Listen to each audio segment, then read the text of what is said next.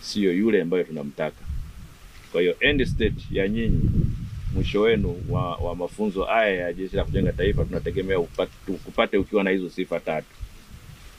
Ukiwa unapenda kazi, yani sio kijana wa kulalalala tu nini, yani sehemu yoyote utakayokuwa upende kazi. Jukumu lolote utakalopewa uweze kufanya kazi kwa bidii.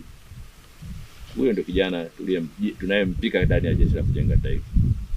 Lakini uwe kijana mtii. Mtii kwa serikali,